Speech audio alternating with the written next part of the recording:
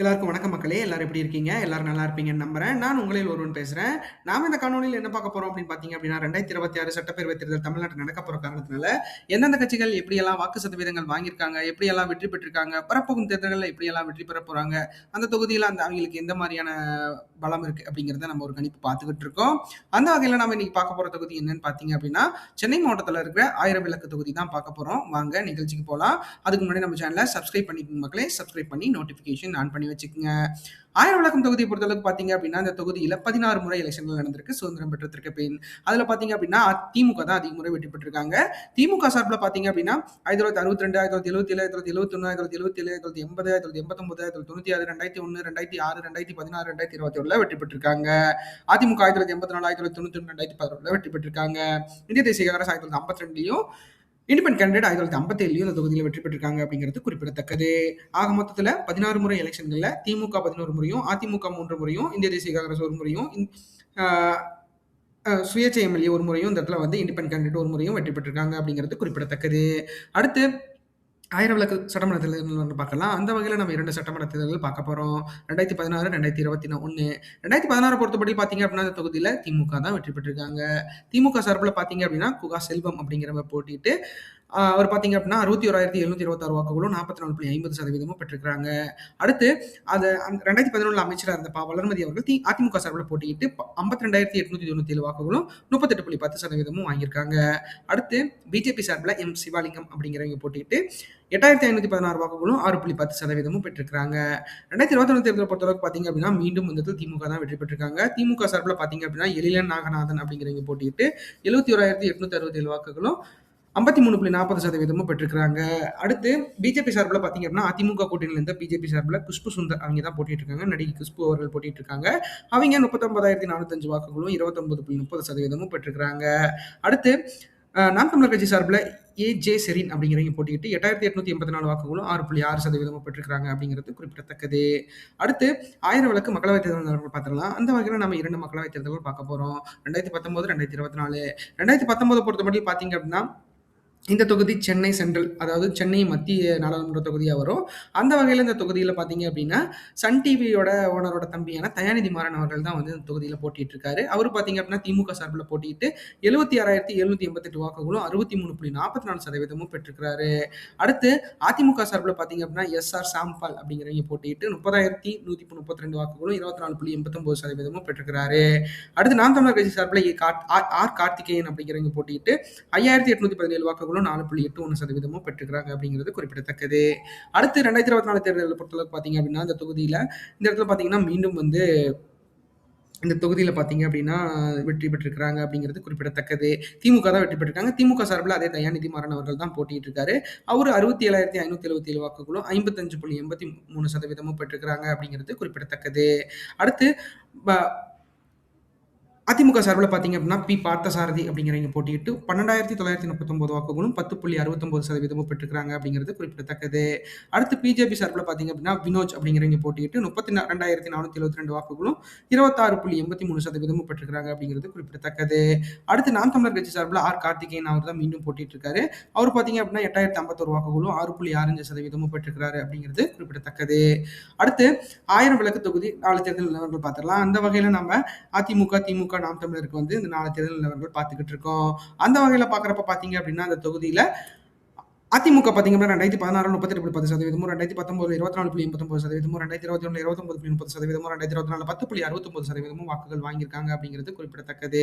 அடுத்து திமுக சார்பில் பார்த்தீங்க அப்படின்னா 2016 44.50%, 2019 63.44%, 2021 53.40%, 2024 55.83% இந்த இடத்துல வாக்குகள் வாங்கியிருக்காங்க அப்படிங்கிறது குறிப்பிடத்தக்கது.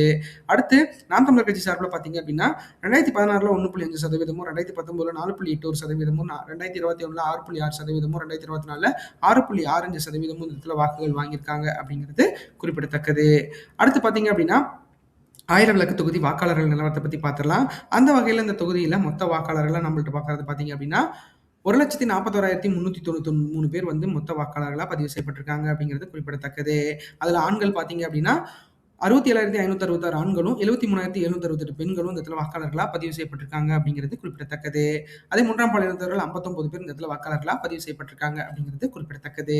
அதே வாக்காளர்கள்லேயே ஏஜ் வைஸ் கேட்டகரியில பார்க்குறப்ப பார்த்தீங்க அப்படின்னா 18 வயசுலேருந்து 34 வயசு வரைக்கும் இருக்கிறவங்க 22,837 ஆண்களும் 24,934 பெண்களும் வாக்காளர்களா பதிவு செய்யப்பட்டிருக்காங்க. 35 வயசுலேருந்து 54 வயசு வரைக்கும் இருக்கிறவங்க பார்த்தீங்க அப்படின்னா 28,918 ஆண்களும் 31,573 பெண்களும் இந்த இடத்துல வாக்காளர்களா பதிவு செய்யப்பட்டிருக்காங்க. 54 வயசுலேருந்து 65 வயசுக்கு மேலே இருக்கீங்க பார்த்தீங்க அப்படின்னா 15,810 ஆண்களும் 17,262 பெண்களும் இந்த இடத்துல வாக்காளர்களா பதிவு செய்யப்பட்டிருக்காங்க அப்படிங்கிறது குறிப்பிடத்தக்கது. அடுத்து 1000 விளக்கு தொகுதி வாக்குப்பதிவு சதவீதங்கள் கடந்த 8 தேர்தல்களில் எப்படி இருந்துச்சு அப்படிங்கிறத நம்ம பார்த்துடலாம். அந்த வகையில் இந்த தொகுதியில் 8 தேர்தல்களில் 1989 67.80%, 1991 56.30%, 1996 58.70%, 2001 45.30%, 2006 63.90%, 2011 66.80%, 2016 57%, 2021 57.50% இதில் வாக்குகள் பதிவாயிருக்கு அப்படிங்கிறது குறிப்பிடத்தக்கது. 2026 தேர்தல் வாக்குப்பதிவு எதிர்பார்ப்பு சதவீதத்தை பொறுத்தளவுக்கு 60.43% இந்த இடத்துல வாக்குகள் பதிவாக வாய்ப்புகள் இருக்கு. ஏன்னா சென்னையை பொறுத்தளவுக்கு பார்த்தீங்க அப்படின்னா எல்லா தொகுதியிலும் ரொம்ப கம்மியாக தான் வந்து வாக்குகள் போயிட்டு இருக்கு.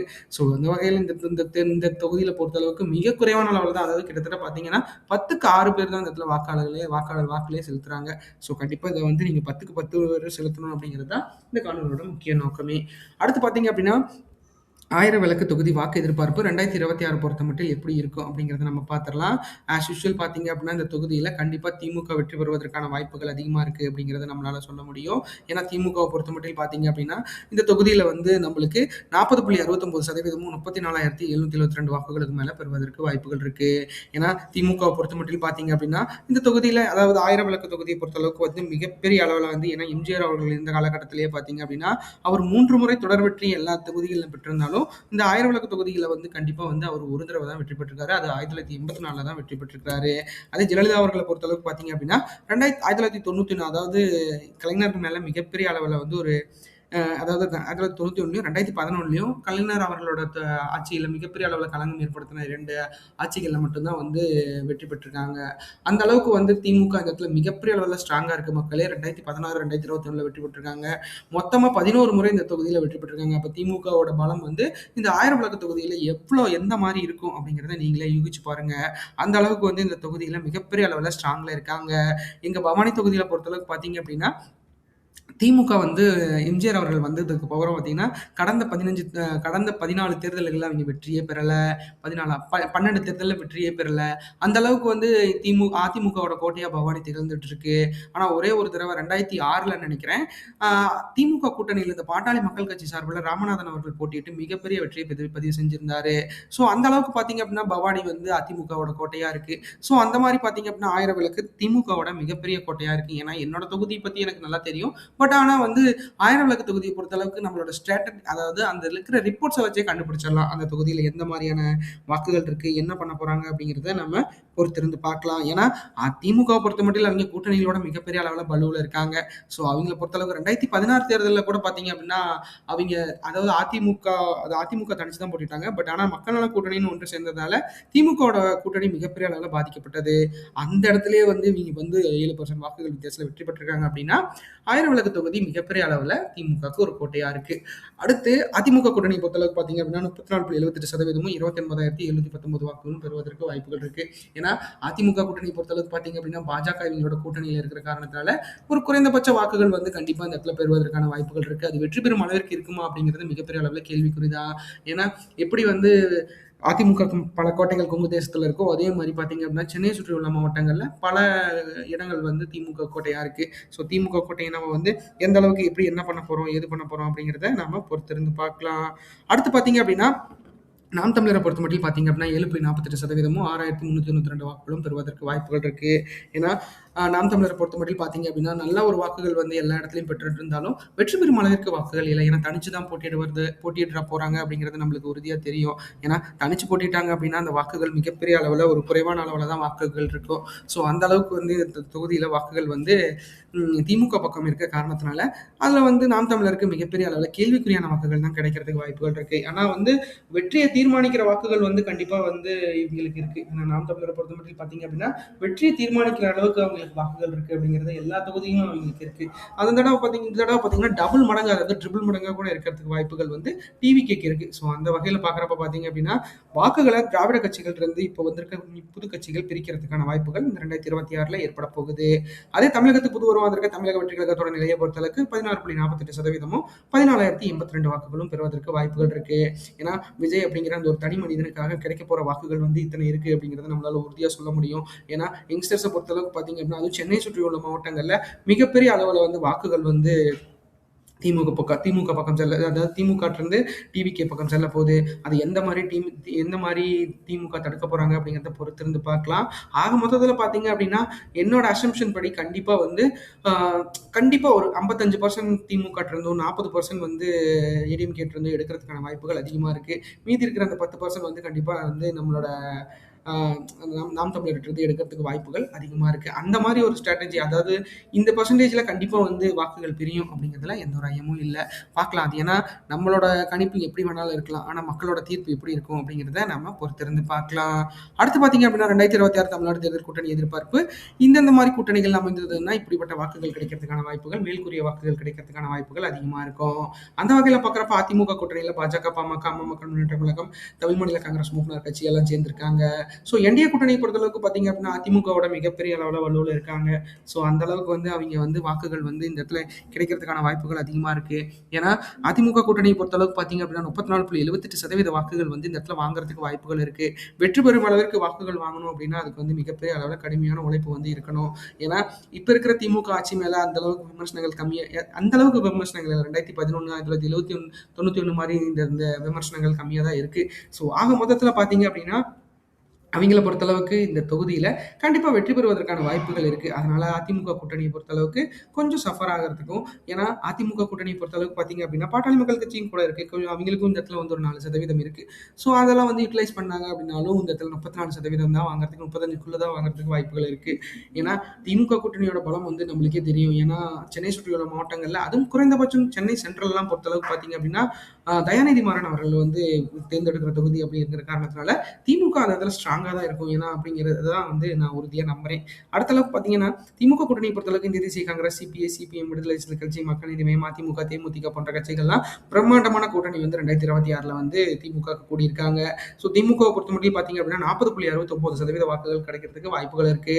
ஏன்னா இந்த தொகுதியை பொறுத்தளவுக்கு பாத்தீங்க அப்படின்னா மிகப்பெரிய வெற்றியை வந்து இந்த இடத்துல வந்து திமுக பதிவு செஞ்சுட்டு இருந்திருக்காங்க கடந்த 2 தேர்தலில்.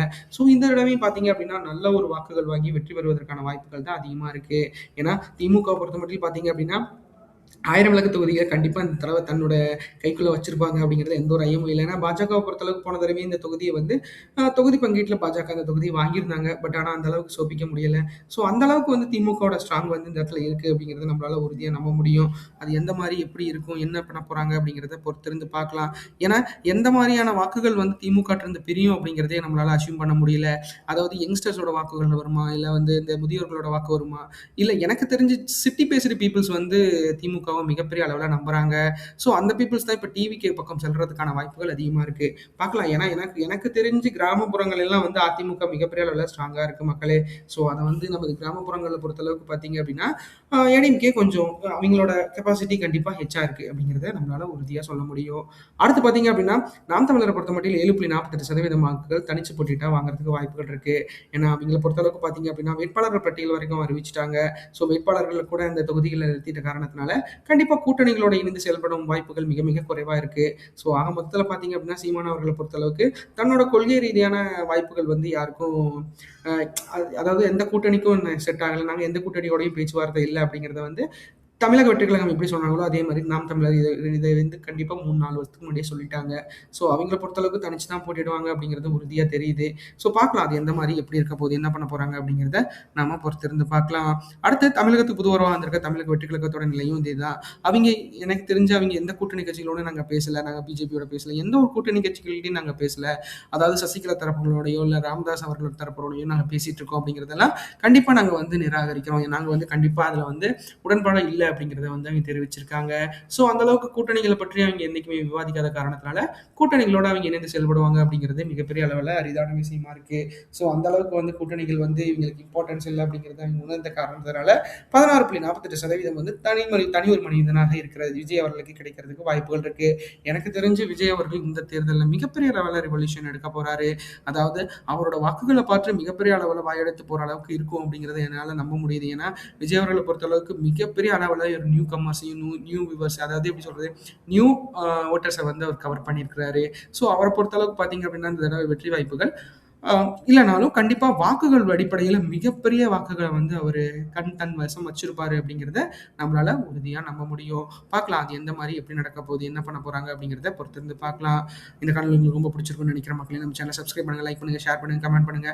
ஒவ்வொரு நாளும் ஒவ்வொரு தொகுதி அப்படிங்கிற மாரி நம்ம ஒவ்வொரு தொகுப்பா போட்டுருக்கோம். கண்டிப்பா அது உங்களுக்கு எல்லாம் பிடிக்கும்னு நம்புறேன். ஏன்னா கண்டிப்பா போய் அது எல்லா சேனலையும் விசிட் பண்ணி எல்லா சேனல் பேஜ்ல போய் எல்லா தொகுதிகளையும் விசிட் பண்ணி பாருங்க. நீங்க பார்த்துட்டு என்னோட உழைப்புக்கு மிகப்பெரிய அளவுல அங்கீகாரமா சப்ஸ்கிரைப் பண்ணுங்க. சப்ஸ்கிரைப் பண்ணி நீங்க ஹெல்ப் பண்ணுவீங்கன்னு நம்புறேன். நன்றி, வணக்கம்.